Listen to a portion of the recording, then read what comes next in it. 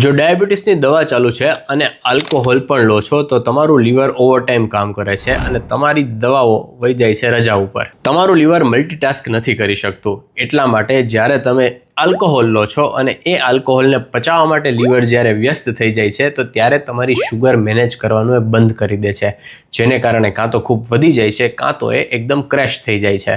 સાથે સાથે એ પણ સમજવું જરૂરી છે કે મોટાભાગની ડાયાબિટીસની જે દવાઓ છે તે લીવરમાં પ્રોસેસ થાય છે અને ત્યારબાદ ધીમે ધીમે બ્લડ સ્ટ્રીમમાં રિલીઝ થતી હોય છે. પણ લીવર તો તમારું બિઝી છે આલ્કોહોલને પચાવવામાં, અને સાથે સાથે તે આલ્કોહોલને કારણે લીવરમાં ફેટ જમા થવાનું વધી જાય છે, ઇન્સ્યુલિન રેઝિસ્ટન્સ આવે છે, તેને કારણે પણ દવાઓની અસર ઓછી થાય છે. અને એટલા માટે જ ઘણીવાર જે 1 કે 2 ગોળીથી કામ ચાલી જતું હોય તેના માટે 4-5 ગોળીની જરૂર પડે છે અને ઇન્સ્યુલિન આપવાની પણ જરૂર પડી શકે છે. અને છતાં પણ કંટ્રોલ છે એ સારો ઘણીવાર નથી અચીવ થઈ શકતો. શેર કરી દો, કોને કરવું એ તમને ખ્યાલ જ હશે.